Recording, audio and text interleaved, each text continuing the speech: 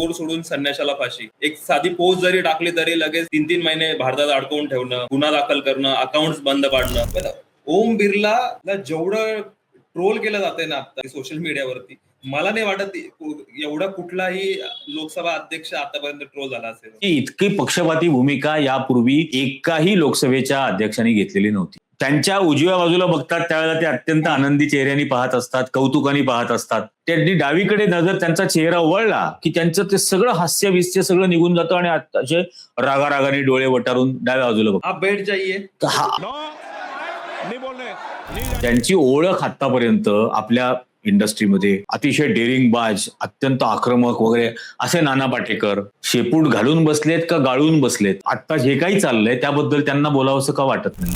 कारण भारतीय जनता पक्षाचा जो इतिहास आहे संपूर्ण हा सहकारी पक्षाला गिळंकृत करण्याचा आहे देशभरातला. आता या खरात बाबावरती त्या जादूटोणा प्रतिबंधक कायद्याचं कलम लावलंय, पण त्याचा तपशीलच तयार केलेला नाहीये ना. कलम जरी लावलं असलं तरी कारवाईची स्पष्टताच नाहीये त्याच्यामध्ये. काही हिंदू धर्मासाठी केलं असतं तर मी ह्या लैंगिक शोषणाकडे दुर्लक्ष केलं असतं. म्हणजे हो, की हिंदू धर्मासाठी तुम्ही काही करताय ना, मग तुम्ही काय वाटेल तो शेण खा, मान्य आहे असं त्याचा अर्थ झाला. मला सुद्धा राग येतो की माझ्या देशाच्या पंतप्रधानाबद्दल असं कोण कसं काय बोलू शकतं. म्हणजे भक्त लोक सहन करतील पण मी नाही सहन करू शकत असं.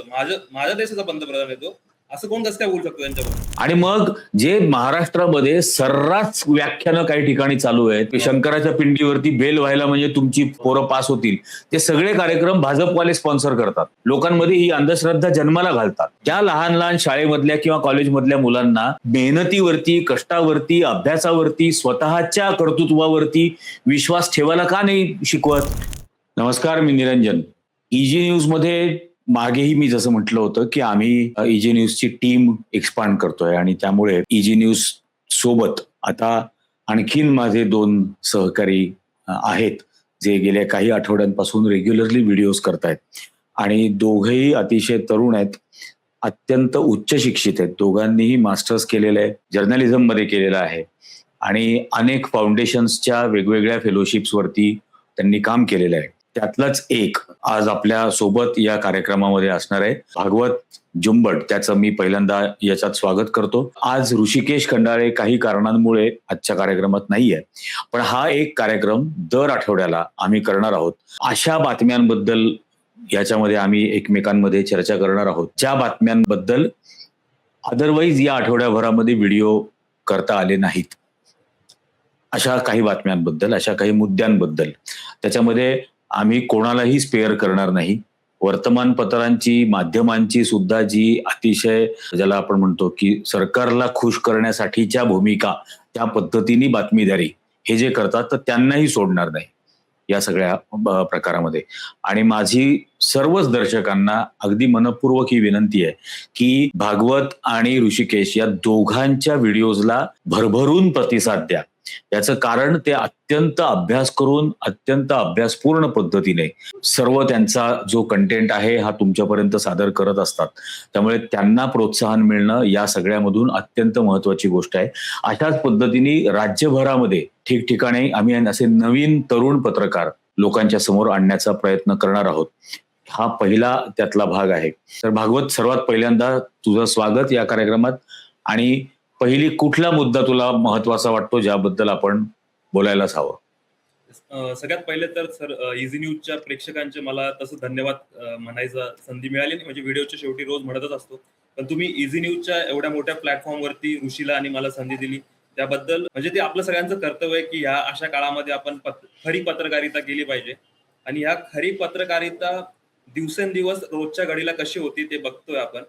आता जगभरात 2-4च विश्वगुरू आहे, त्याच्यापैकीचा आज एक असणारा अमेरिकेचा विश्वगुरू, ज्याची आपण ह्या कार्यक्रमाच्या सुरुवातीलाच त्याचं स्वागत केलं पाहिजे.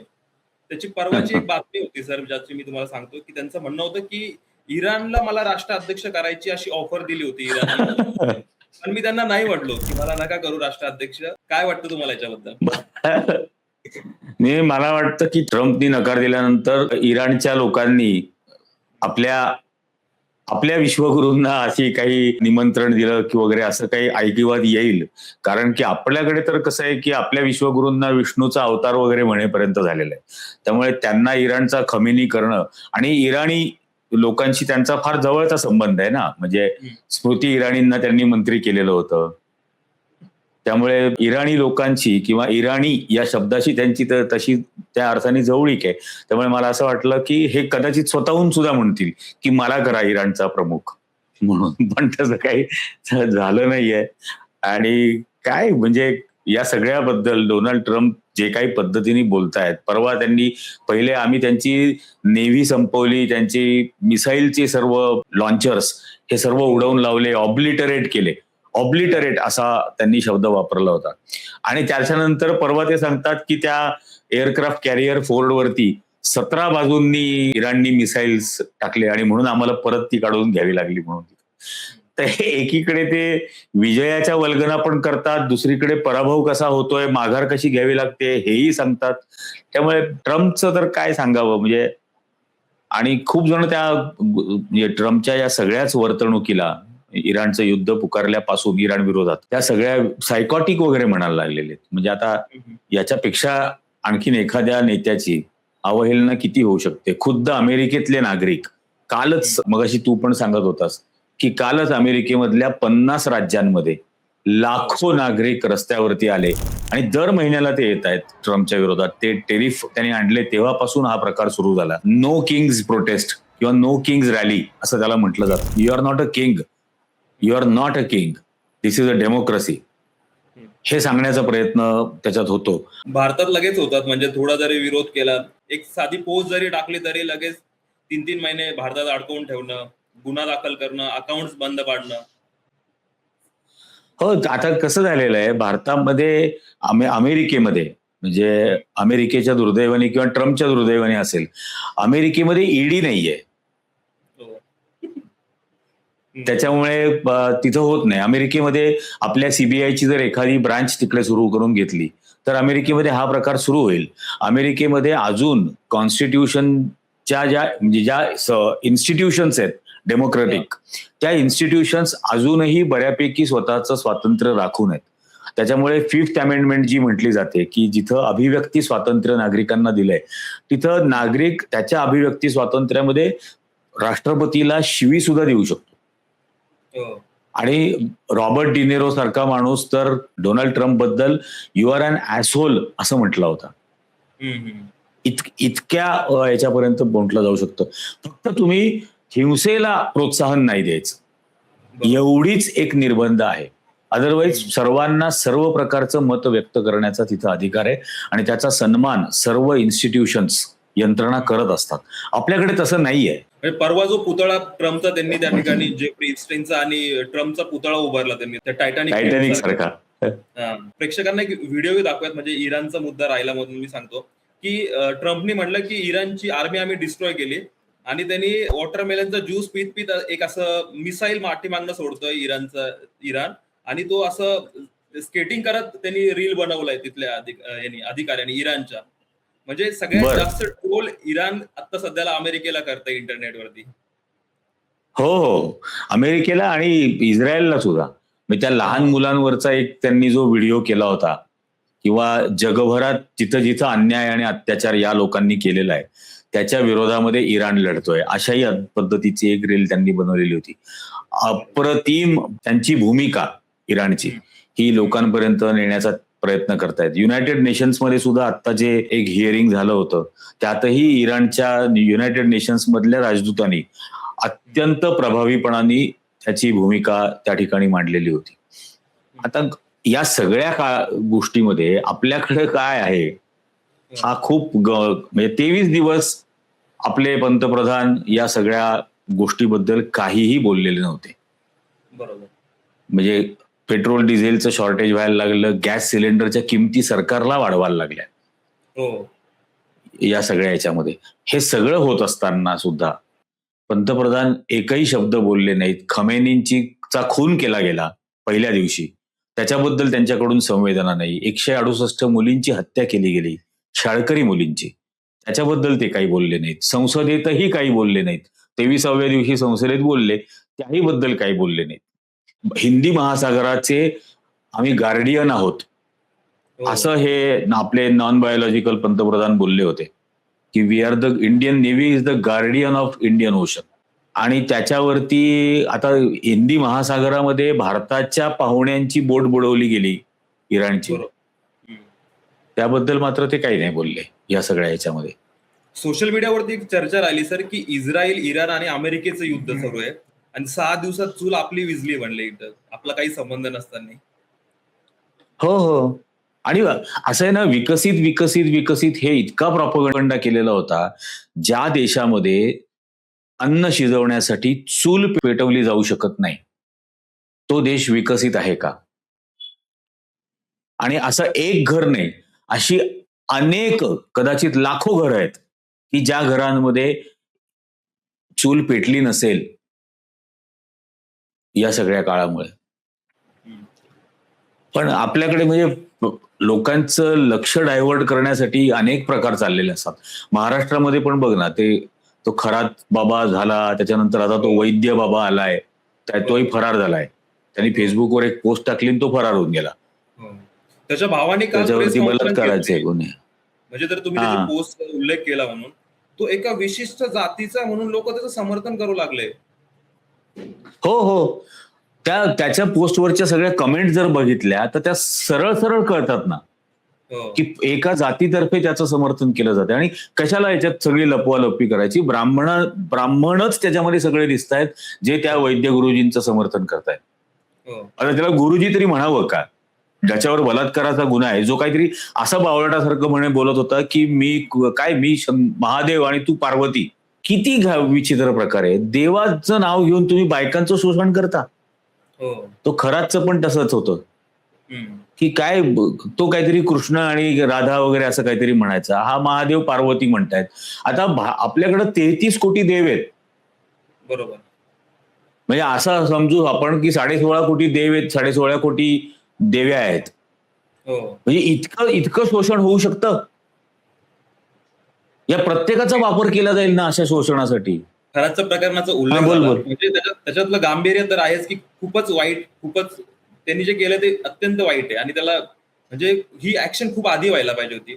पण सोशल मीडियावरती पुन्हा एक चर्चा रंगतीये की जे लोक सोशल मीडियावरती व्हिडिओ शेअर करतील खराचे, त्यांच्यावरती गुन्हे दाखल होणार, ज्यांच्यावरती कारवाई करू. म्हणजे ते तुम्ही नेहमी जसं म्हणलं असतं की चोर सोडून संन्याशाला फाशी, तसं सुरू आहे हा प्रकार.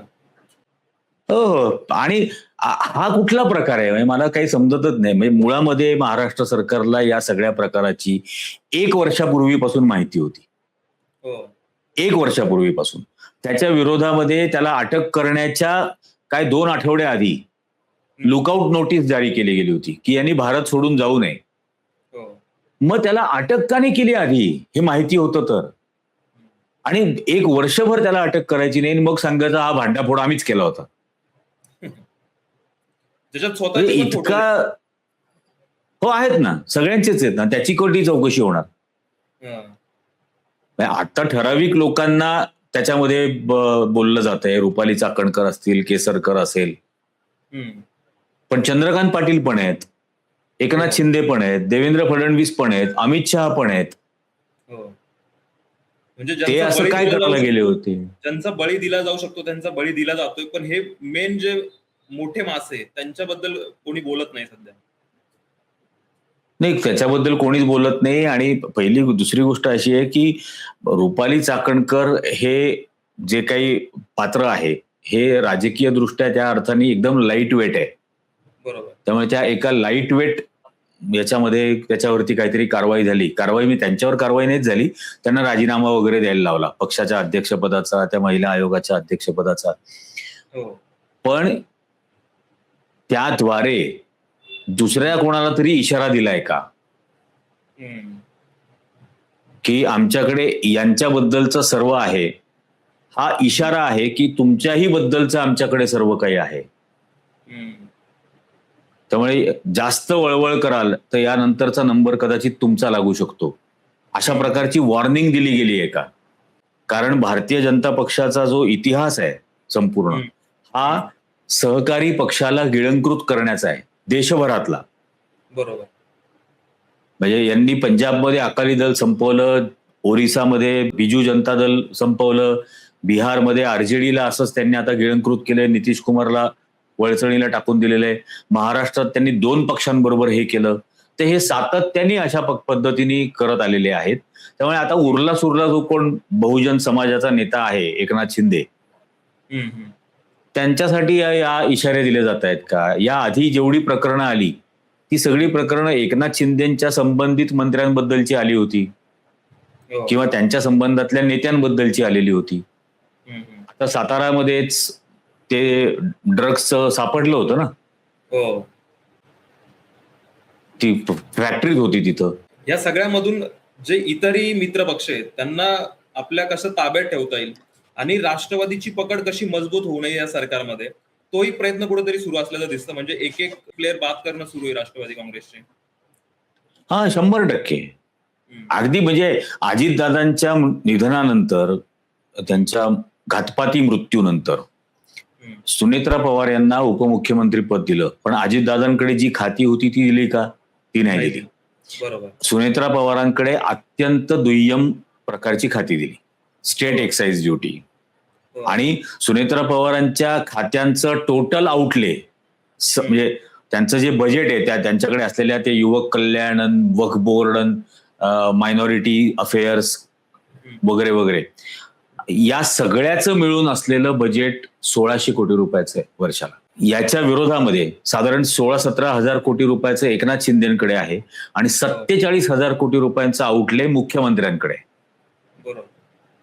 त्यामुळे उपमुख्यमंत्री बनवत असताना सुद्धा जे संविधानिक पद नाहीच आहे, ते नुसतं एक शोभेचं बिरुद आहे की उपमुख्यमंत्री, पण अदरवाईज त्याच्या व्यतिरिक्त महत्वाची खातीच नाही आहेत ना त्यांच्याकडे.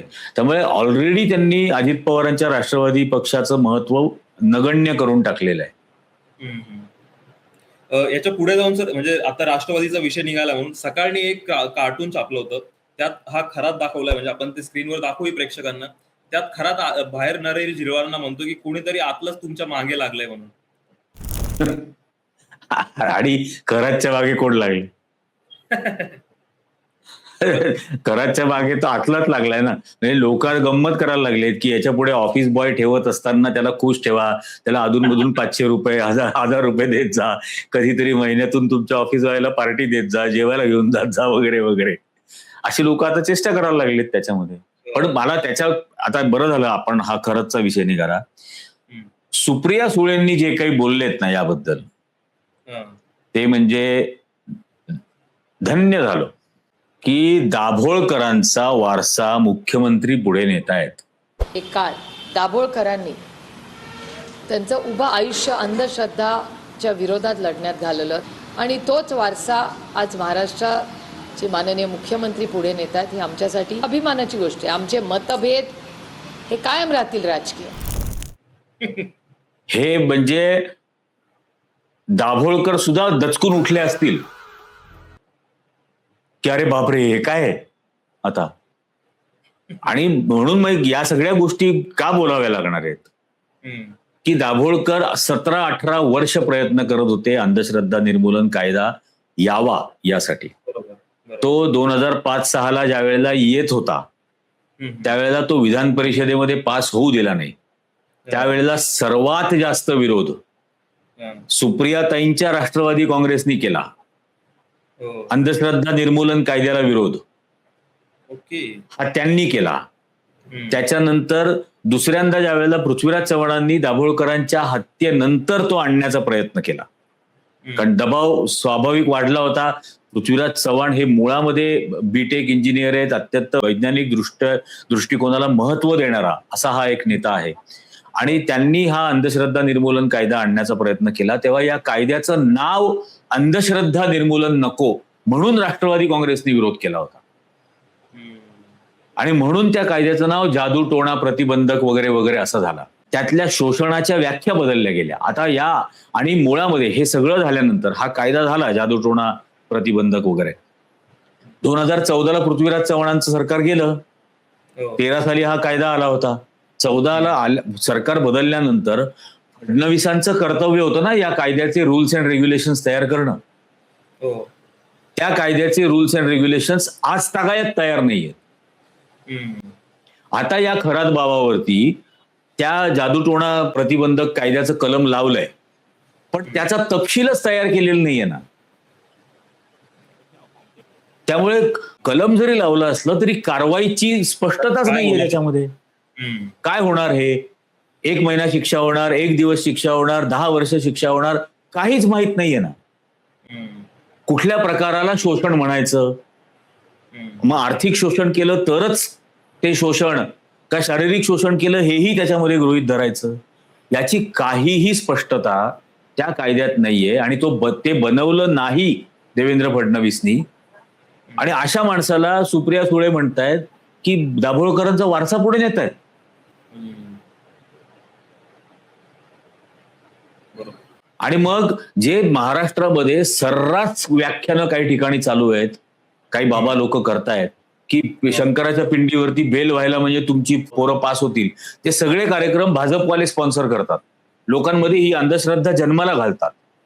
हम्म. त्या लहान लहान शाळेमधल्या किंवा कॉलेजमधल्या मुलांना मेहनतीवरती, कष्टावरती, अभ्यासावरती, स्वतःच्या कर्तृत्वावरती विश्वास ठेवायला का नाही शिकवत? त्याऐवजी बेलाच्या म्हणजे शंकराच्या पिंडीवर बेल वाहन तुम्ही पास व्हाल. हम्म. आणि हे सगळं होऊ देणाऱ्या फडणवीसांना सुप्रिया सुळे खुशाल म्हणतात दाभोळकरांचा वारसा पुढे नेत आहेत. हास्यास्पद आहे. म्हणजे हास्यास्पद संतापजनक सुद्धा आहे. हो. मला खरोखर या गोष्टींचा राग येतो. काय होतंय माहितीये का भागवत, की आता नरेंद्र मोदी 2014 साली असं बोलले, गणपती ही प्लास्टिक सर्जरी आहे. आता ज्यांना विज्ञान कळतं ते हसले, पण त्या हसण्याने होतं की ते नॉर्मलाइज होऊन जातं. हम्म. बरोबर. अशा पद्धतीने अवैज्ञानिक दृष्टिकोन लोकांमध्ये रुजवणं हम्म. हे नॉर्मलाइज होऊन जातं. आणि मग त्याचा परिणाम पुढे कसा होत गेला की गाईच्या गोमूत्रात सोनं आहे किंवा गाईच्या शेणामधून युरेनियमचे रेज पास होणार नाहीत, हे एक एक वाढतच जातं ना मग हा बिंडोकपणा. बरोबर. आणि मग तो हे बेलवाहीपर्यंत येतो. आणि हे या सगळ्या गोष्टीला चालना देणाऱ्या फडणवीसांना दाभोळकरांचा वारसा पुढे नेत आहे असं या म्हणतात. शोषणाचा मुद्दा निघालाय म्हणून विचारतो की ह्या आठवड्यामध्ये जसा बुवा बाबांवरती शोषणाचा आरोप होतोय ना, तसाच भारताच्या इतिहासामध्ये पहिल्यांदा, म्हणजे कदाचित जर मी चुकत असेल तर तुम्ही मला करेक्ट करा, भारताच्या इतिहासात पंतप्रधानावरती पण शोषणाचा आरोप होतोय पहिल्यांदा. आणि आरोप कोण करताय? भाजपचा नेता, ज्याला पक्षातून ते हाकलत नाहीये. भाजपचा नेता, आणि ते गेल्या काही महिन्यांपासून करतायत. त्याच्यानंतर मधु किश्वर, हो, म्हणजे जी एकेकाळी मोदींचं समर्थन करायची पण त्याच कॉन्टेक्स्ट मध्ये तिने जे पुस्तक लिहिलं होतं ते मोदी, मुस्लिम अँड मीडिया असं तिने पुस्तक लिहिलं होतं. आणि त्या मुस्लिमांबद्दलच्या मोदींच्या भूमिकेचं ती अत्यंत समर्थन करायची. आत्ताही तिचा जो व्हिडिओ आलेला आहे त्याच्यामध्ये सुद्धा तिने मिमट्या आणि बिमट्या, हो, याचा अर्थ काय आहे की ती वर्णव्यवस्था आणि धर्मभेद मानणारी बाई आहे. बरोबर. मोदींवर टीका करत असली तरी, हो, की ते भीम म्हणजे आपण आंबेडकरवादी विचारसरणी आणि मिमट्या म्हणजे मुस्लिम, हो, या अर्थाने ती बोललेली आहे. त्यामुळे हा प्रकार गंभीरच आहे. त्यामुळे ती तिच्या मनुवादी विचारसरणीशी पक्की असताना मोदींच्या चारित्र्यावरती तिने भयंकर टीका केलेली आहे. त्यात ती असं म्हणते की जर त्यांनी काही हिंदू धर्मासाठी केलं असतं तर मी ह्या लैंगिक शोषणाकडे दुर्लक्ष केलं असतं. म्हणजे हो, म्हणजे किती किती भयंकर आहे ही गोष्ट. आणि हे लैंगिक किंवा शारीरिक शोषणाला सपावित्रीकरण करणं झालं ना मग हे, की हिंदू धर्मासाठी तुम्ही काही करताय ना, मग तुम्ही काय वाटेल तो शेण खा, मान्य आहे, असा त्याचा अर्थ झाला. बरोबर. पण या निमित्ताने तिने जे काही बोललेली आहे ती मधु किश्वर, म्हणजे तिने अनेक व्यक्तींच्या नावाने नावं घेतलेली आहेत तिच्यामध्ये. म्हणजे देशाच्या पंतप्रधानाच्या चारित्र्याचे वाभाडे काढले जात आहेत, धिंडवडे काढले जात आहेत. ते भाजपचीच विचारसरणीची लोक करतायत, सुब्रमण्यम स्वामी आणि मधु किश्वर सारखे. पण हे होत असताना संग्राम पाटील सारख्या ब्रिटिश नागरिकाला गेल्या 3 महिन्यापासून भारतामध्ये अडकवून ठेवलं गेलेलं आहे. आणि संग्राम पाटलांनी काय केलं होतं, त्यांनी फक्त एक 7 शब्दांची पोस्ट केली होती फेसबुकवरती हो की मोदींच्या स्कॅन्डल्स बद्दल 40 पैशात घेणारे काय त्यांचे भक्त हे काहीच का बोलत नाहीत, एवढंच त्यांनी कॉमेंट त्याच्यावरती केली होती. हो आणि त्यात मोदींच्या स्कॅन्डल बद्दल काहीच लिहिलं नव्हतं, हम्म. भक्तांच्या चुप्पीबद्दल लिहिलं होतं. आजही जो भाजपमध्ये संघ परिवारामध्ये मधु किश्वर आणि सुब्रमण्यम स्वामीच्या बोलण्यानंतर जो सगळा सन्नाटा आहे हो पसरलेला, जी सगळी शांतता पसरलेली आहे, कोणीच त्याच्याबद्दल काही बोलायला तयार नाही. हम्म. तर या चुप्पीबद्दल, या सन्नाट्याबद्दल त्यांनी प्रश्न विचारलाय संग्राम पाटलांनी. बरोबर तेवढ्या एका कारणावरून त्यांच्यावर लुकआउट नोटीस काढली गेली आणि त्यांना इथं अडकवून ठेवलंय. गेले 3 महिने कोर्टाच्या चक्रा मारतायत आणि हो. कोर्ट दरवेळेला पुढची तारीख. बरोबर. ही म्हणजे अतिशय छळवणूक चाललेली आहे. क्युरियोसिटी म्हणून एक प्रश्न विचारतोय की सुब्रमण्यम स्वामी एवढे गंभीर स्वरूपाचे आरोप, आता मी त्यांचं परवाचं पॉडकास्ट ऐकत होतं की चायनामध्ये ते सांगतात की मुख्यमंत्री असताना हे 10 वेळेस गेले आणि जयशंकर ते तिथे त्यांची व्यवस्था करायचे. हार्दिक पुरीवरती एवढे गंभीर स्वरूपाचे आरोप केले. एवढं सगळं होऊनही बीजेपी आणि RSS सुब्रमण्यम स्वामींवरती कारवाई का करत नाही, पक्षातून त्यांना का हकलत नाही? नाही, याचाच अर्थ सुब्रमण्यम स्वामींकडे असे पुरावे असणार 100%.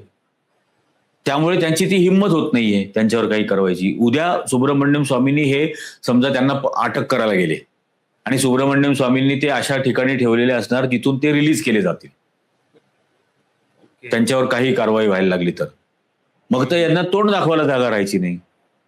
हम्म, हम्म, म्हणून ते हा एक भाग आहे. दुसरा, हम्म, जी संघाची नीती आहे हम्म, की अनुल्लेखात अवज्ञा करायची, हम्म. म्हणजे दखलच घ्यायची नाही तुम्ही काय बोलताय याची, हो. उल्लेखच करायचा नाही त्याबद्दल काही. आणि मग असं समजायचं की आपोआप हा विषय साईडला पडून जाईल. आता याच्यामध्ये महत्वाचा भाग काय होतो माहितीये, आणि यात स्ट्रक्चरल राजकीय पक्षांनी सुद्धा याच्यातून धडा घ्यायला हवा. हम्म, ज्या वेळेला कुठल्याही प्रकारच्या अशा कॉन्ट्रोवर्सीज होतात त्यावेळेला भारतीय जनता पक्षातर्फे सुप्रीम कोर्टात किंवा इतर कुठेतरी केस केली जाते, कंप्लेंट केली जाते, आणि मग तिथून ती फेटाळली गेली की तो विषय कायमचा बंद होऊन जातो हो.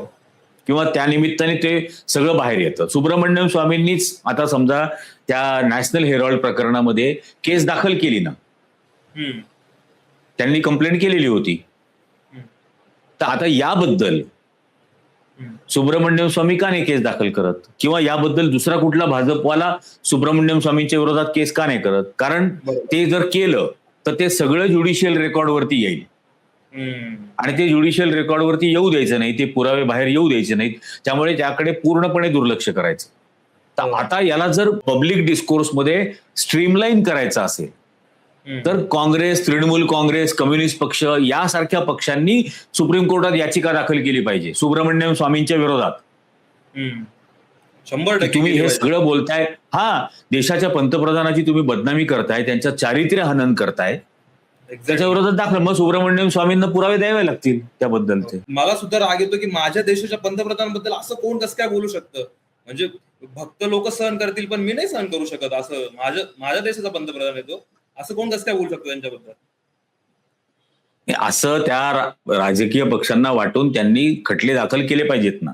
100%. ते केलं तर सुब्रमण्यम स्वामींकडे असलेले सगळे पुरावे रेकॉर्डवर येतील. मधु किश्वर कशाच्या बेसिसवर बोलतेय ते समोर येईल. हम्म.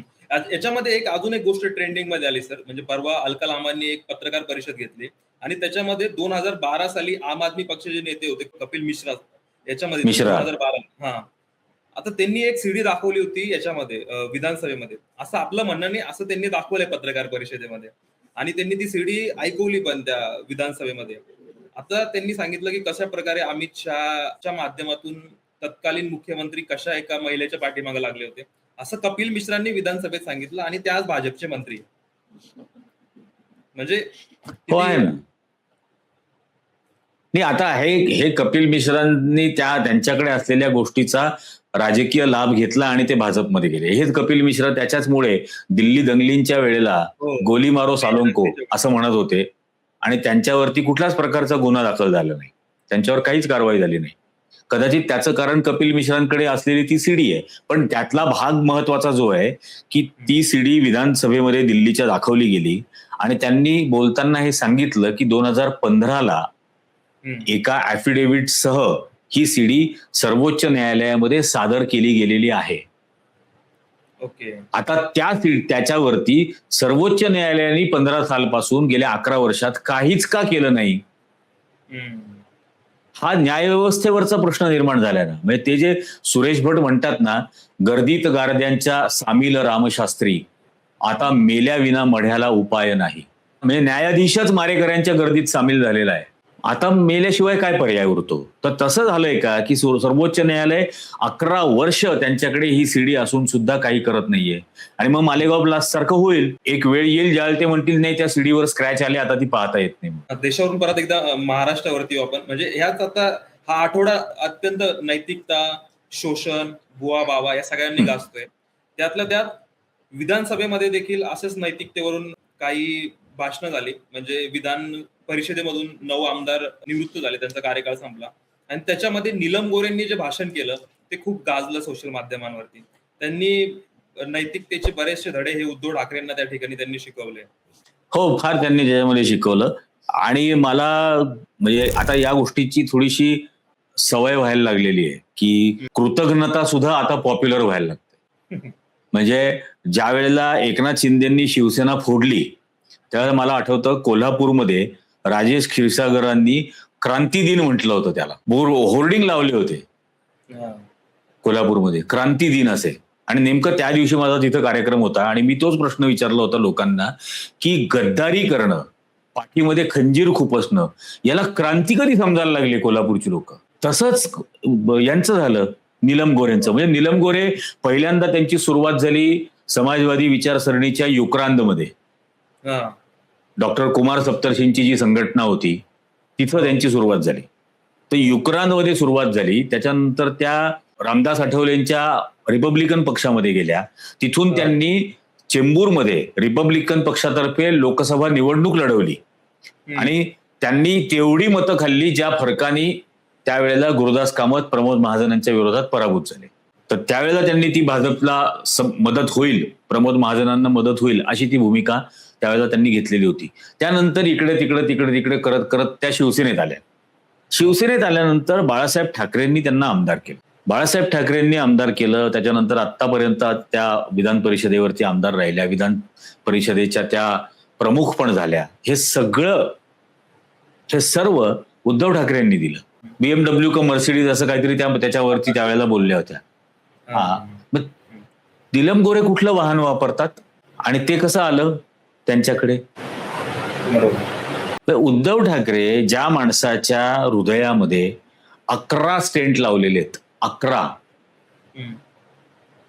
इतकी त्यांची अँजिओप्लास्टी झालेली आहे, 11 स्टेंट लावलेला हा नेता आजही त्यांचा पक्ष त्यांच्या पद्धतीने खमकेपणाने चालवतोय. आजही भारतीय जनता पक्षाच्या या धर्मांधतेच्या विरोधात, म्हणजे जे सगळीकडे विष पसरवलेलं आहे धर्मभेदाचं, जातीभेदाचं, या सगळ्या विरोधात ते लढतायत त्यांचा पक्ष चालवत असताना. तर असा माणूस कोविडच्या काळामध्ये इतकं व्हायरल सगळीकडे इन्फेक्शन्स होत असताना जर का स्वतःच्या घरात थांबून शासन चालवण्याचे सगळे निर्णय घेत असेल तर त्यावरून या बोलणार की हे कोणाला भेटत होते, कोणालाच भेटत नव्हते, अधिकाऱ्यांना भेटत होते का, हे करत होते का, ते करत होते का.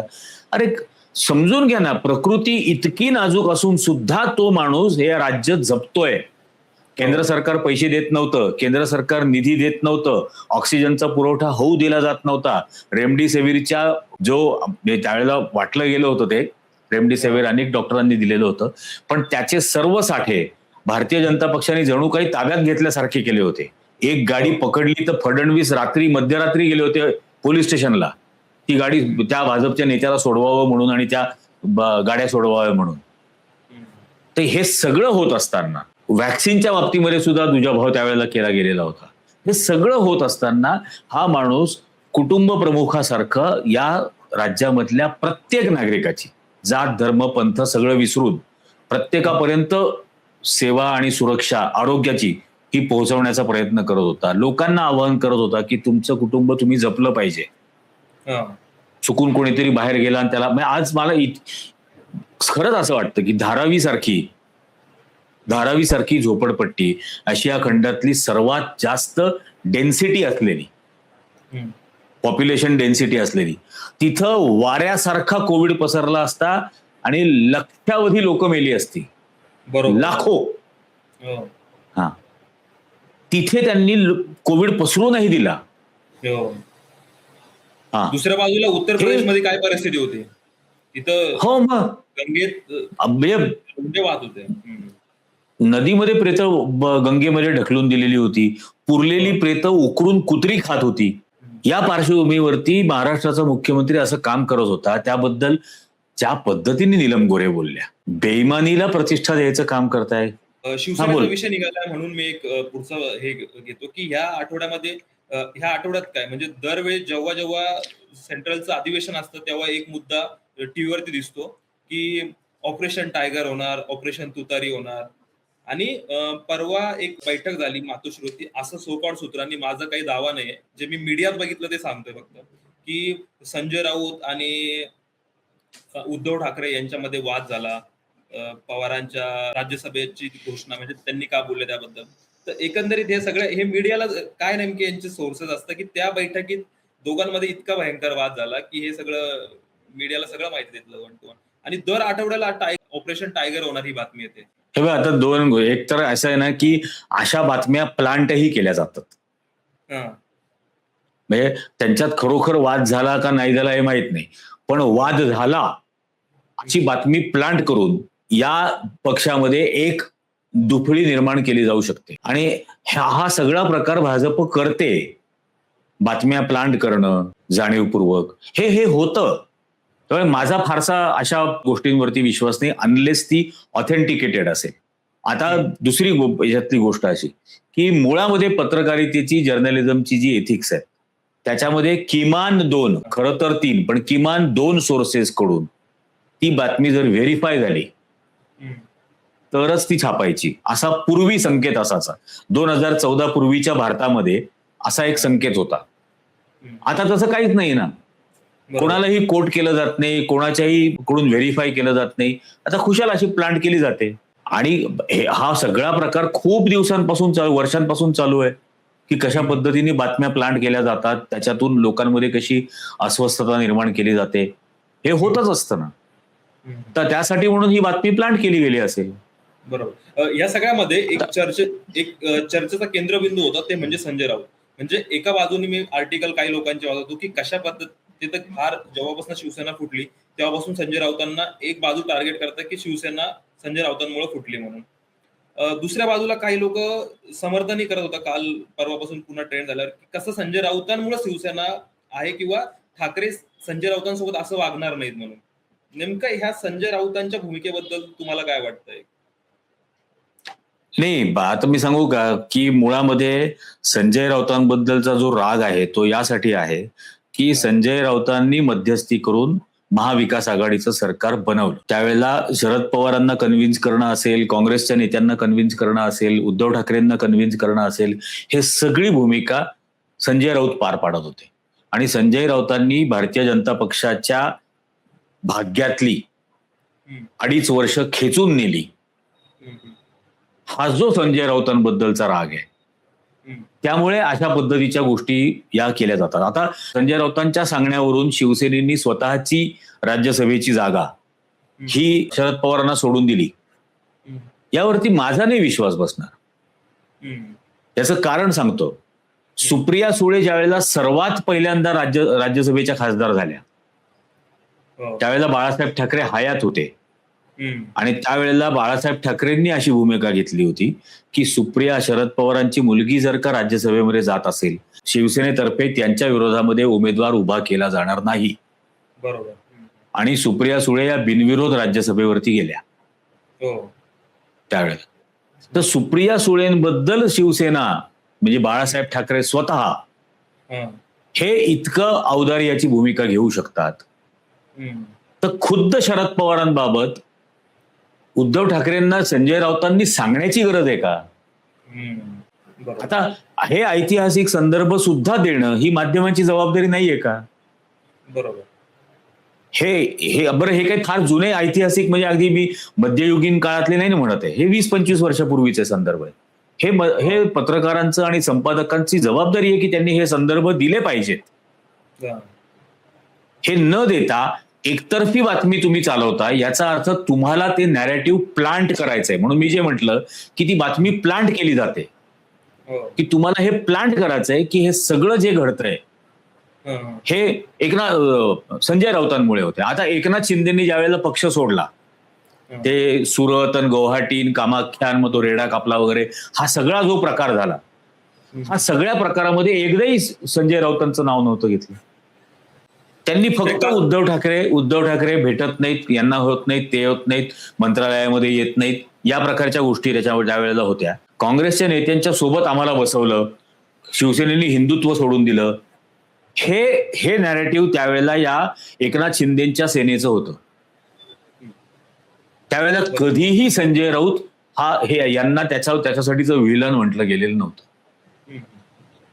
आणि ज्या काँग्रेसच्या नेत्यांबरोबर त्यांना बसवलं होतं, तेच भुजबळ आज एकनाथ शिंदे बरोबर आहेत की मंत्रिमंडळात, किंवा तेच तटकरे, तेच बाकीचे सगळे जण हे त्यांच्याबरोबर सत्तेत सामील आहेत की. म्हणजे तुम्हाला जोडूनच एक गोष्ट सांगायची होती मला, की काल दीपक पवार सरांनी एक पूर्ण आर्टिकल याच्यावरती लिहिलंय, ते आपण दाखवूयात प्रेक्षकांना याच्यावरती. आणि त्यात असं त्यांनी म्हटलंय की जसं तुम्ही म्हणताय की आधी संजय राऊतांचं कुठेही नाव एकनाथ शिंदेंनी घेतलं नाही, संजय राऊतांनी उलट शिंदे गटामध्ये यावं यासाठी प्रयत्न केले, आणि ते प्रयत्न त्यांचे फोल ठरले, म्हणून त्यांना 100 दिवस जेलमध्ये सुद्धा जावं लागलं. अगदी खरी गोष्ट आहे ना. म्हणजे जेलमध्ये गेले पण त्या मिंदे सेनेमध्ये ते गेले नाहीत, जेलमध्ये गेले पण भाजपमध्ये गेले नाहीत. या गोष्टी आहेतच याच्यातल्या महत्वाच्या. आणि आज अशी गोष्ट आहे की आदित्य ठाकरे बाहेर खूप अग्रेसिव्हपणे आणि अतिशय संयमित शब्दांमध्ये पक्ष बद्दलच्या भूमिका ते मांडत असतात. दुसऱ्या बाजूला संजय राऊत हे अत्यंत आक्रमक पद्धतीने बाहेर बोलतात. हे दोन जण जर सोडले तर शिवसेनेमधला दुसरा कुठला नेता असा दिसतो आपल्याला जो अत्यंत आक्रमक पद्धतीने भारतीय जनता पक्षाच्या कारभारावरती टीका करतो? दुसरा कोणीच नाहीये. म्हणजे बाळासाहेब ठाकरेंच्या काळामध्ये बाळासाहेबांच्या बरोबर अशी नेत्यांची फळी होती. म्हणजे दत्ताजी साळवींपासून वामनराव महाडिक असतील, छगन भुजबळ असतील, मनोहर जोशी असतील, सुधीर जोशी असतील, असे 7, 8, 10 नेते होते, बरोबर, जे राज्यभर शिवसेनेची भूमिका अत्यंत आक्रमकपणाने नेत होते. आज तसा नेता संजय राऊत सोडले तर दुसरा दिसतच नाहीये महाराष्ट्रात. आणि सुषमाताई अंधारे त्या आहेत.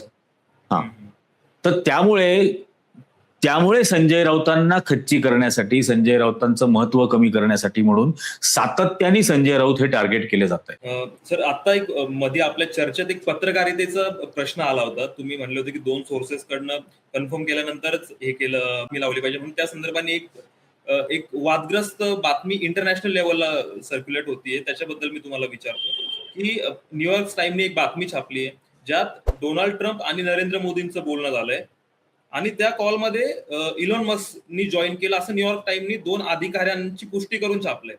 याच्यात भारत सरकारने नकार दिलाय त्या गोष्टीला की असं काही झालं नाही, पण न्यूयॉर्क टाइमने छापली ती बातमी, आणि न्यूयॉर्क टाइम अशीच बातमी छापणार नाही. आता कसं आहे की नरेंद्र मोदी फोनवरती डोनाल्ड ट्रम्पशी बोलले आणि त्या चर्चेमध्ये एलॉन मस्कही होते. आता मला सगळ्यात पहिले पडलेला प्रश्न हा होता, कोणत्या भाषेत बोलले? की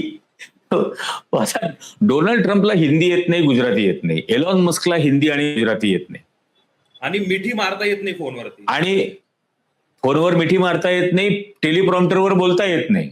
की तिकडून जे बोलतायत त्याचं उत्तर तुमच्याकडे टेलिप्रॉम्प्टरवर असेल तर तुम्ही बोलू शकाल.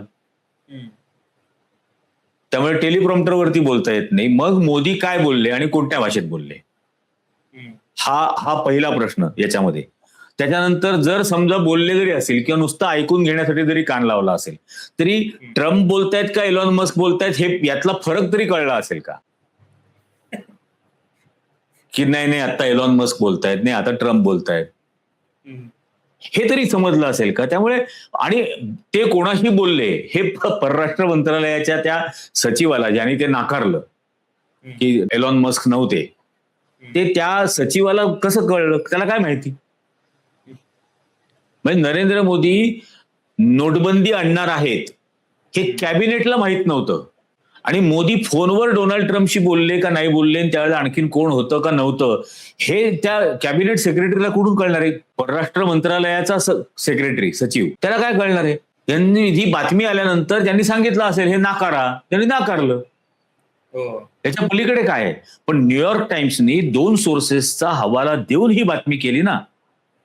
आणि व्हाईट हाऊसने तिथे असत व्हाईट हाऊसनी कोणीच नाकारलं नाही. हे व्हाईट हाऊसनी नाकारलं नाही, हे एलॉन मस्कनी नाकारलं नाही. हे इनफॅक्ट 2 सोर्सेसनी ते कन्फर्म केलं, ऑथेंटिकेट केलं. आता याच्यातला गंभीर विषय हा आहे की मुळामध्ये 2 राष्ट्रप्रमुख एकमेकांशी बोलत असताना एक प्रायव्हेट माणूस तिथं काय करत होता?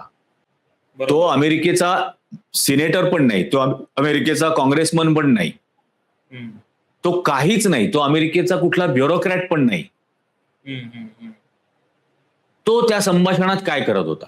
आणि डोनाल्ड ट्रम्प आणि नरेंद्र मोदी हे एकमेकाशी काय भारतातल्या किंवा अमेरिकेतल्या शेतीबद्दल नसतील बोलले ना, किंवा फुलांची झाडं कशी लावायची, किंवा मोदी मागे ते सांगायचे ना बलून मधून बिया टाकल्या आणि मग त्या बलून मधून टाकलेल्या बियांमधून जंगल कसं उगवलं वगैरे, हे तर एकमेकांशी बोलत नसतील ना. त्यात एलॉन मस्कला थोडीच इंटरेस्ट आहे. हे काहीतरी परराष्ट्र धोरणाबद्दल, स्ट्रेट ऑफ होर्मुझ बद्दल आणि मोदींनी जे ट्विट केलं त्याबद्दल ते असं केलेलं होतं की या सगळ्या पार्श्वभूमीवर स्ट्रेट ऑफ होर्मुझ बद्दल आणि जगाच्या इकॉनॉमी बद्दल आणि या ऑइल सप्लाय बद्दल आम्ही एकमेकांशी बोललो. त्यात मोदींनी त्यांच्या ट्विटमध्ये याचा उल्लेख केला नव्हता एलॉन मस्कचा. पण तसं अनेक गोष्टी आहेत. मोदींनी त्या ट्रेड डील बद्दल ज्या वेळेला पोस्ट केली त्यावेळेला मोदींनी या गोष्टीचा उल्लेखच केला नाही की अमेरिकेहून भारतामध्ये आयात होणाऱ्या गोष्टींवरती 0% आयात लावली जाईल. त्यामुळे मोदी अनेक गोष्टी वगळतात त्यांच्या ट्विटमधून, ज्या अमेरिकेतल्या ट्विट्समधून किंवा अमेरिकेतल्या पोस्टमधून या लोकांच्या लक्षात येतात. हे वगळतात, कळतं तिकडून. पण मुळामध्ये भारताच्या आणि अमेरिकेच्या परराष्ट्र धोरणामध्ये एक तिसरा खाजगी व्यक्ती याचा संबंधच काय आहे? अशा माणसाचा हस्तक्षेप असूच कसा शकतो तुमच्या चर्चेमध्ये? आणि तुमच्या धोरणांवरती तो प्रभाव त्याचा व्यापारी हित संबंध आणि एक्झॅक्टली. आणि मग काय आहे आता? आणखीन काही कबूल केलंय का एलॉन मस्कला? पण एलॉन मस्कनी ते सगळं आर्टिफिशियल इंटेलिजन्स, टेस्ला वगैरे सगळा प्रकार केला, त्यामुळे तो त्यातला आहे. आपल्याकडे इंटेलिजन्सच आर्टिफिशियल आहे ना. बरोबर. तिकडे फोनवरती आर्टिफिशियल इंटेलिजन्स बोलतोय, इकडून फोनवरतून इंटेलिजन्स आर्टिफिशियल आहे तो बोलतोय. अशा पद्धतीचा हस्तक्षेप जर भारताच्या धोरणांमध्ये होत असेल तर ते अत्यंत गंभीर आहे आणि तो होतोय, वारंवार होतोय. हे अगदी रशियाचं तेल बंद करा, इराणचं तेल बंद करा, छावार पोर्ट सोडून द्या वगैरे, तिथपासून ट्रेडच्या टेरिफ पर्यंत हा सातत्याने भारताच्या परराष्ट्र धोरणावरती हस्तक्षेप होतोय. भारत तो खपवून घेतोय. हे अत्यंत दुर्दैवी आणि गंभीर गोष्ट आहे. आता परवा ट्रम्प काय म्हटला की त्या स्ट्रेट ऑफ हॉर्मुझची आम्हाला काही गरज नाही म्हणे. हो, हे तर त्याच्या आधी पण एकदा तो बोललाय, स्ट्रेट ऑफ हॉर्मुझ मधून अमेरिका काहीच तेल घेऊन जात नाही ना. हो, सगळा प्रभाव आपल्यावरती, तरी आपण त्या अमेरिकेचा ऐकतोय. तेच झालंय अमेरिका आणि या इस्रायल वॉरचा. जर आपण या दोन्ही देशांचे मित्र आहोत, माय फ्रेंड डोनाल्ड आणि फादरलँड पीबी असं जर असेल तर या सगळ्या गोष्टीचं कमीत कमी नुकसान आपल्याला व्हायला हवं होतं ना. आपण मित्राचं कमीत कमी नुकसान व्हावं असाच विचार करतो. इथं सर्वात जास्त नुकसान भारताचं आहे. 85% गॅस आपण स्ट्रेट ऑफ हॉर्मुझ मधून आणतो. 55-60% फ्युएल, क्रूड ऑइल हे आपण स्ट्रेट ऑफ हॉर्मुझ मधून आणतो. सर्वात जास्त फटका खत, युरिया, फॉस्फेट हे आपण तिकडून आणतो. इतर पेट्रोकेमिकल प्रोडक्ट्स म्हणजे प्लास्टिक इंडस्ट्री लागणारे ग्रॅन्युअल्स हे आपण तिथून आणतो. हे आपलं सगळं बंद झालं आणि त्या स्ट्रेट ऑफ हॉर्मुझ मधून या आखाती देशांना आपण बासमती तांदूळ पाठवतो, आपण फळं पाठवतो, आपण औषधं पाठवतो, आपण जेम्स अँड ज्वेलरी पाठवतो, आपण टेक्स्टाईल पाठवतो. तेही आपण बंद करून घेतलं. सर्वात जास्त फटका भारताच्या अर्थव्यवस्थेला. त्यातल्या त्यात शेतीला इतका मोठा बसलाय की आपण हो बघितलं हो असेल की जळगावची केळी असेल किंवा द्राक्ष उत्पादक असतील, म्हणजे ज्या ज्या गोष्टी आपण एक्सपोर्ट करतो त्याच्यावरती तो माल खराब झाला शेतकऱ्यांचा. आणि मुळात हो याच्याबद्दल कोणी बोलायलाच तयार नाहीये. म्हणजे इराण आणि इस्रायलच्या युद्धामध्ये भारतीय शेतीवरती काय परिणाम होतील असं जर कोणाला वाटलं तर तो बाळगत प्रश्न वाटतोय लोकांना. म्हणजे किती. काही लाख कोटीचा याच्यामध्ये नुकसान आहे हो. नुसतं शेती विचार केला तर. आता सांग मी म्हणजे भारत सरकारकडे मे महिन्यापर्यंत पुरेल इतकी खतं आहेत. जून पासून पावसाळा सुरू होईल आणि जून पासून पावसाळा सुरू होतो त्यावेळेला शेतकऱ्याला खतांची गरज आहे आणि त्यावेळेला खतं नसतील कारण भारताकडे युरिया नाही, भारताकडे फॉस्फेट नाही, भारत खतं तयार करणार नाही बरोबर. आणि त्यामुळे हा येणारा खरीप सुद्धा बर्बाद होईल. म्हणजे गेला खरीप महाराष्ट्रात मराठवाड्यामध्ये अतिवृष्टीने त्याचं नुकसान झालं. आता पाऊस असेल पण खतच नाही. हो. त्यामुळे आणि या 140 कोटीच्या देशाची अन्न सुरक्षा धोक्यात येणार आहे. हो. आणि हे सर्व होत असताना काल नॉन बायोलॉजिकल पंतप्रधान हे नॉयडाला एअरपोर्टचं उद्घाटन करायला गेले होते आणि त्या एअरपोर्टचं उद्घाटन करायला गेले असताना दुपारी 12:30 वाजता ते जमलेल्या लोकांना सांगत होते आपल्या मोबाईलचा टॉर्च लावा. भर दुपारी. हो. आणि भर दुपारी असो का रात्री असो माझं म्हणणं आहे कोणत्या देशाचा राष्ट्रप्रमुख त्या देशाच्या नागरिकांना हे असे खेळ करायला सांगतो. कधी म्हणतो टाळ्या वाजवा, कधी म्हणतो थाळ्या वाजवा, कधी म्हणतो दिवे लावा, कधी म्हणतो दिवे बंद करा. आता लोकांना सांगतो मोबाईलचे टॉर्च लावा. ही काय मायकल जॅक्सनची किंवा एअर रेहमानची कॉन्सर्ट आहे का की रात्रीच्या कॉन्सर्टमध्ये लोक मोबाईल ऑन करतात, बॅटऱ्या ऑन करतात. काय पोरखेळ चाललाय, काय देशावर संकट आलेलं आहे त्याच्याबद्दल काही नाही. आणि त्याच्यामध्ये त्यात ते असंही बोलले भारतातल्या शेतकऱ्यांनी साथ दिली म्हणून देशाचं काय काही लाख कोटी रुपयाची बचत झाली, काय 1.5 लाख कोटी रुपयाची का काहीतरी, नाहीतर 4.5 कोटी लिटर इतकं जास्त क्रूड ऑइल आणावं लागलं असतं. कारण 20% इथेनॉल गडकरींची पोरं तयार करतात. ते इथेनॉल पेट्रोलमध्ये मिक्स केल्यामुळे इतकं कमी पेट्रोल आपल्याला आयात करावं लागलं आणि त्याचा फायदा भारताच्या शेतकऱ्यांना मिळाला. काय मिळाला? भारतातल्या शेतकऱ्यांना काय फायदा मिळाला? फायदा सर्व गडकरींच्या कार्ट्यांना मिळाला. आणि इथेनॉल मिक्स केलं म्हणून तुम्ही पेट्रोलच्या किमती कमी केल्या का? नाही. पेट्रोलच्या किमती तुम्ही 100% प्युअर अनलिडेड पेट्रोल इतकेच घेतल्या पण त्याच्यामध्ये प्रत्यक्षात 80%च दिलं. म्हणजे इतकी या देशातल्या नागरिकांची फसवणूक केल्यानंतर सुद्धा हा नॉन बायोलॉजिकल ती पुढे काढून सांगतो की शेतकऱ्यांचा फायदा झाला याच्यामुळे. आता त्या शेतकऱ्याचं काय होईल जून महिन्यापासून याचं काय उत्तर आहे? या सगळ्यांसाठी अभ्यास असावा लागतो याच्यावरती, म्हणजे याच्यावरती काम करणारे लोकांचा अभ्यास. मुळात शिक्षण असायला पाहिजे ना, मुळात शिक्षण असायला पाहिजे. इथं शिक्षणाचाच पत्ता नाहीये. मी त्यांच्या गावात गेलो होतो भागवत 2013-14 आणि त्यांच्या गावामध्ये मी गेलो वडनगरला. त्यावेळेला त्या गावामध्ये त्यांच्या बरोबर शाळेत जात होता असा एकही माणूस मला भेटला नाही. त्यांच्या वर्गातला नाही, त्यांच्या सिनियर किंवा त्यांच्यापेक्षा ज्युनियर असाही भेटला नाही. आता काय बोलायचं? कारण बेसिकच शिक्षण असायला हवं ना. शिक्षण असलेला माणूस गॅसच्या नाळीमधून पाईप घेऊन चहा बनवणार नाही. केरोसिन देणार आहे आता महाराष्ट्र सरकार 3 लिटर सगळ्या लोकांना. आता मला सांगा, पेट्रोल डिझेलचं शॉर्टेज नाही असं एकीकडे म्हणतात, अफवा पसरवू नका म्हणतात, तुम्हाला अटक करू म्हणतात, मग केरोसिन का बरं वाटतंय? जर गॅसचं शॉर्टेजच नाहीये असं जर फडणवीसांचं म्हणणं आहे मग केरोसिन वाटायची गरज का?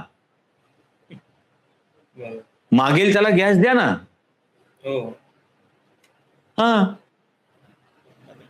केरोसिन वाटताय याचाच सरळ सरळ अर्थ आहे की गॅस आणि म्हणजे एलपीजीचं शॉर्टेज आहे किंवा ते एलपीजीचं शॉर्टेज खूप मोठ्या प्रमाणात वाढणार आहे येणाऱ्या काळात. बरोबर. सर, ह्या आठवड्यामध्ये अजून एक महत्वाची, म्हणजे मागच्या 2 आठवड्यात अजून एक महत्वाचा विषय चर्चेत राहिला, ते म्हणजे लोकसभेचे अध्यक्ष ओम बिर्ला यांच्यावरती अविश्वासाचा प्रस्ताव आला होता लोकसभेमध्ये. तो आता त्याच्यामुळं बहुमत नव्हतं त्या याच्या समर्थनामध्ये, पण म्हणून तो नाकारला गेला. पण ओम बिर्लाला जेवढं ट्रोल केलं जातंय ना आता सोशल मीडियावरती, मला नाही वाटत एवढा कुठलाही लोकसभा अध्यक्ष आतापर्यंत ट्रोल झाला असेल. खरंच नसेल झाला, कारण की इतकी पक्षपाती भूमिका यापूर्वी एकाही लोकसभेच्या अध्यक्षांनी घेतलेली नव्हती, कधीही नाही. आणि इथं तर आपल्याला अगदी क्लिअर कट दिसतं ना, म्हणजे ते त्यांच्या उजव्या बाजूला बघतात त्यावेळेला ते अत्यंत आनंदी चेहऱ्याने पाहत असतात, कौतुकाने पाहत असतात. त्यांनी डावीकडे नजर त्यांचा चेहरा वळला की त्यांचं ते सगळं हास्य विस्य सगळं निघून जातं आणि असे रागारागाने डोळे वटारून डाव्या बाजूला बघतात. आप बैठ जाइए. आणि हा जो प्रकार आहे की अरे उजवीकडून डावीकडे बघत असताना एक्सप्रेशन्स मध्ये एवढा फरक पडतो तुमच्या, म्हणजे हावभावांचा अर्धांगवायू आहे का हा, की इकडे ह्या अर्ध्या अंगाकडे बघत असताना वेगळे भाव आणि या अर्ध्या अंगाकडे बघत असताना वेगळे भाव, इतकं. आणि हे वारंवार दिसतं कितीतरी गोष्टी ज्या अत्यंत गैरसंविधानिक आहे, जे संसदेच्या परंपरा आणि संकेतांना धरून नाहीये, अशाही गोष्टींबद्दल ते परवानग्या देतात. ज्या संसदीय प्रणालीप्रमाणे आहेत त्याला ते परवानग्या नाकारतात. अत्यंत, म्हणजे मला सोमनाथ चॅटर्जींचं मला असं वाटतं हा उल्लेख केला पाहिजे, तो प्रेक्षकांना पुन्हा एकदा लक्षात राहण्यासाठी कळला पाहिजे की अणु करार ज्या वेळेला मनमोहन सिंगांनी केला आणि अमेरिकेबरोबर 1-2-3 अग्रीमेंट, ते अग्रीमेंट ज्या वेळेला केलं त्यावेळेला मनमोहन सिंग सरकारांच्या विरोधामध्ये अविश्वास प्रस्ताव आणला आणि अविश्वास प्रस्ताव आल्यानंतर कम्युनिस्ट पक्षांनी सोमनाथ चॅटर्जींना असं सांगितलं की राजीनामा द्या. ते लोकसभेचे अध्यक्ष होते, कारण ते त्यापूर्वी कम्युनिस्ट पक्षाचे राज्यसभेचे अनेक वर्ष लोकसभेचे खासदार राहिलेले होते. तर सोमनाथ चॅटर्जींनी सांगितलं इथे मी कोणत्याही पक्षाचा सदस्य म्हणून बसत नाही, लोकसभेचा अध्यक्ष म्हणून मी कोणत्याही पक्षाचा सदस्य नाही, इथे माझी भूमिका ही पूर्णपणे निष्पक्ष आहे आणि त्यामुळे मी राजीनामा देणार नाही. त्यावरती त्यांना पक्षातून काढलं गेलं. त्यांचं पक्षाच्या कार्यालयामध्ये जे एक स्वतःचं ऑफिस होतं ते ऑफिस त्यांना रिकामं करायला लावलं त्यांनी. तरीही सोमनाथ चॅटर्जी हे त्या निष्पक्ष भूमिकेशी एकनिष्ठ राहिले.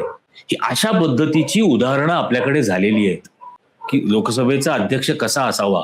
इंग्रजांच्या काळामध्ये विठ्ठलभाई पटेल, वल्लभभाई पटेलांचे भाऊ, हे त्यावेळेच्या संसदेचे प्रमुख होते. त्यावेळेला त्याला असेंब्ली म्हटलं जायचं, नॅशनल असेंब्ली, त्याचे ते प्रमुख होते. आणि त्यावेळेला ते विरोधी पक्षांनी जर सभात्याग केला तर ते सांगायचे सरकारला, ब्रिटिश सरकारला, की विरोधी पक्ष सभागृहामध्ये नसताना तुम्हाला एकही बिल मांडता येणार नाही. हे इंग्रजांना सुनवायचे. असे लोकसभेचे अध्यक्ष राहिलेले आहेत. मग पी.ए. संगमा असतील, हे असतील, अनेक जण, मीरा कुमारी असतील, अत्यंत निष्पक्ष पद्धतीने सभागृह त्यांनी चालवलेली आहे. त्या पार्श्वभूमीवरती हा म्हणजे काय बोललं ओम बिर्ला. सर, ह्या कार्यक्रमाच्या शेवटाकडे येताना मला अजून काही लोक ट्रोल होतात त्याबद्दल, म्हणजे असं आपण तर वेळ आपण याच्यावरती चर्चा करू शकतो, पण एक प्रश्न विचारतो की ध्रुव राठीने एक व्हिडिओ बनवलाय छोटासा इंस्टाग्रामवरती, तोही आपण आपल्या प्रेक्षकांना दाखवूयात. त्यात प्रियांका चोपडा, जी मला असं वाटतं की आता युनोची काहीतरी ब्रँड अँबॅसेडर आहे कुठल्या तरी शांततेच्या कुठल्या तरी कमिटीची, आणि ती एका प्रोग्राम मध्ये तिचा जो सहकारी नट आहे दुसरा, तो फ्री पॅलेस्टाईनची घोषणा देतो तिथनं, आणि ही त्याच्याकडे नुसतं असं करत बसली.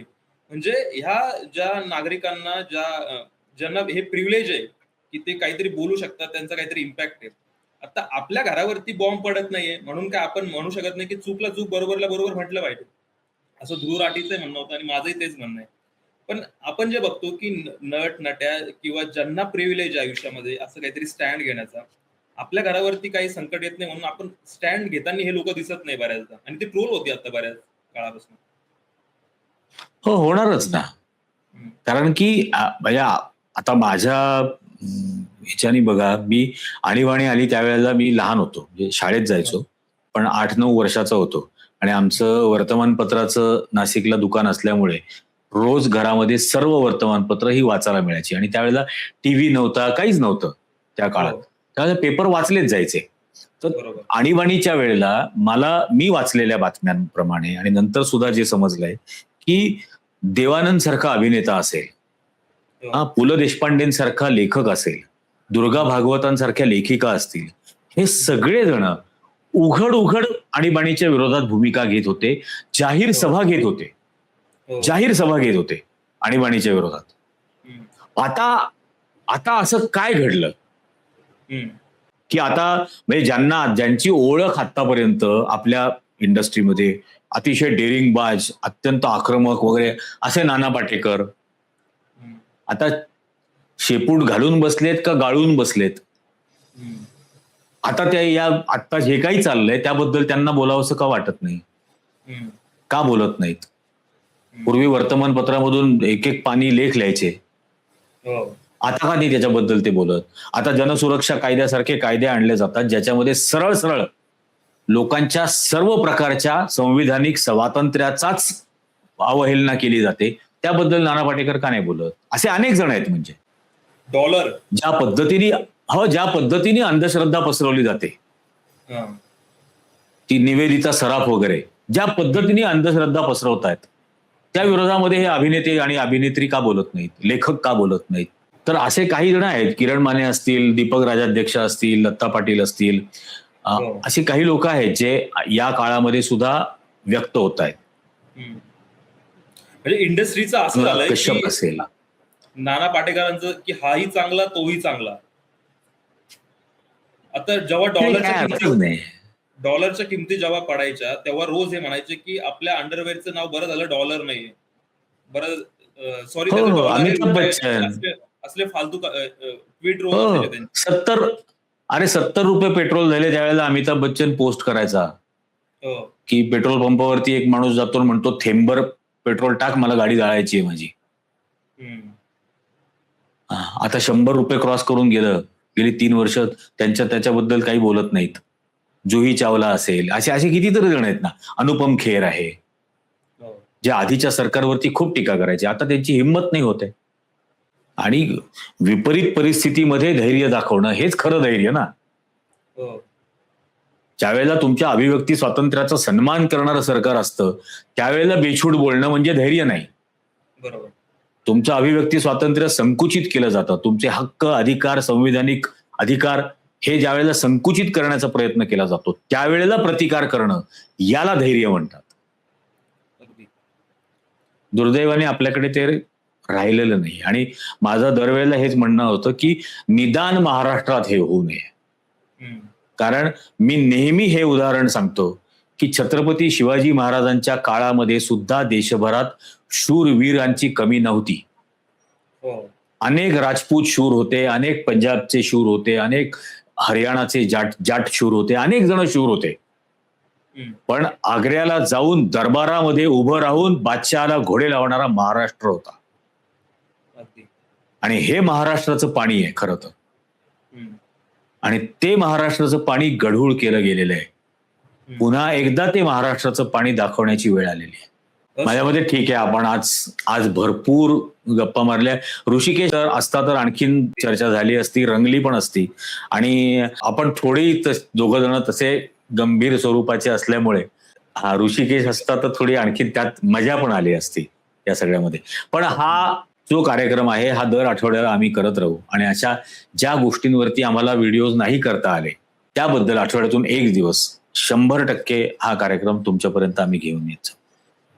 या दोन्ही तरुण पत्रकारांना तुमचं खूप खूप समर्थन द्या, त्यांची हिंमत वाढवा. आणि इजी न्यूजला नेहमीप्रमाणे प्रतिसाद तुम्ही देता तो देतच राहा. जास्तीत जास्त सबस्क्रायबर व्हावे यासाठी जास्तीत जास्त लोकांनी लाईक करा, जास्तीत जास्त लोकांना याची लिंक शेअर करा. आणि सर्वांना चॅनल सबस्क्राईब करायचा आग्रह करा. आजच्या भागात इतकंच. धन्यवाद.